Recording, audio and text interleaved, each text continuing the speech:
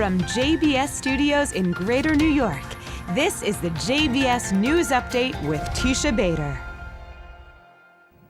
I'm Teisha Bader with the JBS News Update for Wednesday, May the 31st, 2017. Israel's ambassador to the United Nations, Dani Danon, has been elected as vice president of the 72nd session of the UN General Assembly. The Jerusalem Post reports that Danon said upon his appointment today, "It is an honor to represent the State of Israel in this leadership position at the United Nations." The election is seen as a major victory by the Israeli mission to the UN. And Danon said, "We have proven once again that Israel is ready and able to serve in significant positions in the UN, and the attempts to block this progress will not succeed." Danon was chosen to the position as a representative of the Western European and others regional group. Just a year ago, in May of 2016, Ambassador Danon became the first Israeli to chair a permanent committee of the UN when he was elected by 109 member states to chair the 6th Legal Committee. He will remain in that position until September, when he takes on the vice presidential role for a period of 1 year, which includes chairing meetings of the GA and taking part in setting the agenda of the Assembly, as well as overseeing the rules and decorum during its sessions. And staying with Dani Danon, the ambassador will accompany U.S. Ambassador to the United Nations, Nikki Haley, when she visits Israel next week. Haley will first make a stop in Geneva, Switzerland, to address the UN Human Rights Council. She will reportedly be the first U.S. ambassador to address the council when she speaks at a session this coming Tuesday, June the 6th. Haley has received praise from Israel and from Jewish organizations here in the U.S. for sticking up for Israel at the UN and for speaking out against anti-Israel bias, in particular by the Human Rights Council. According to the U.S. mission to the UN, Haley will leave Switzerland after addressing the Council for Israel, where she will be from June the 7th through the 9th, and hold meetings with Israeli and Palestinian leaders during her visit, as well as visiting a UN peacekeeping mission in the region. The Jerusalem Post reports that Haley will begin her visit in Jerusalem, where she will meet with Prime Minister Benjamin Netanyahu and President Reuven Rivlin. She's also expected to go to Yad Vashem, Israel's living memorial to the Holocaust, and tour the Old City. Haley will reportedly then head to Israel's north and view its borders with Lebanon and Syria and receive security briefings from Israeli military officials. She will later travel to the Palestinian Authority and meet with PA leaders. The Times of Israel reports that the foreign minister of Denmark said he would be reviewing funding to the Palestinian Authority to make sure that funding was not being used against Israel.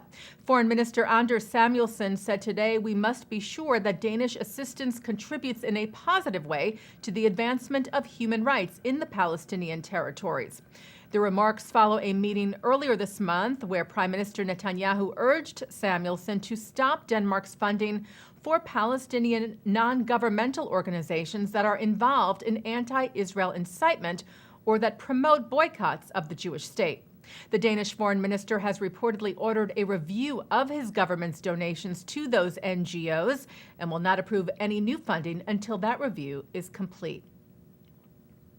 The American Jewish Committee kicks off its global forum in Washington this Sunday. The annual Policy and Advocacy Conference is expected to bring together some 2,500 people from over 70 countries to discuss the key political, strategic, and social concerns affecting world Jewry. Speakers addressing the gathering hail from across the globe. From Israel, Public Security and Strategic Affairs Minister Gilad Erdan will speak, and Israeli Prime Minister Netanyahu will address the forum via video. As the forum coincides with the 50th anniversary of the Six-Day War, a panel of leading Israeli journalists will also debate and discuss the future of Israel since the war, which began on June the 5th of 1967. And a social media project produced by Jerusalem U and the Jerusalem Post is helping to educate people about the Six-Day War and mark the historic anniversary. The Countdown to the Six-Day War project is co-sponsored by the Jewish Federations of North America, the Jewish Council for Public Affairs, the Israel Action Network, and the Center for Israel Education. It looks back at the events leading up to the war, as well as the days of the war itself, through a 12-part series. And the IDF released a video this week announcing the return of a battalion that was dismantled in 1967. During the Six-Day War, the unit was closed and its soldiers dispersed to different units in order to give broader support. But 50 years later, the unit is back, now known as the Special Forces of the Kfir Brigade. Well, Jews across the world celebrated Shavuot today, marking the giving and receiving of the Torah. The holiday, which began last night, also celebrates the harvest of the first fruits of the year, and traditional celebrations were held in kibbutzim and moshavim, collective and cooperative agricultural communities around Israel.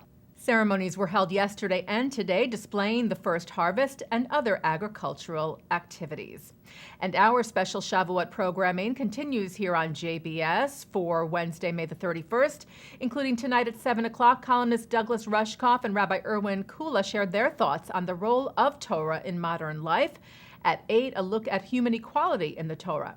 At 9 tonight, Mark Golub sits down with Rabbi Brad Hirschfeld, who discusses the true meaning of Jewish. And at 10, a discussion of the legacy of the Jewish commitment to social justice with Stephen Cohen of the Hebrew Union College, Amichai Lau-Lavi of Storytelling, and Ann Toback of the Workman Circle. And coming up right after this newscast tonight at 6:30, Rabbi David Wolpe presents a model for living a meaningful life at the Professional Leaders Project Think Tank 3 in Los Angeles. And that's the JBS News Update for Wednesday, May the 31st, 2017. I'm Teisha Bader. Chag Sameach.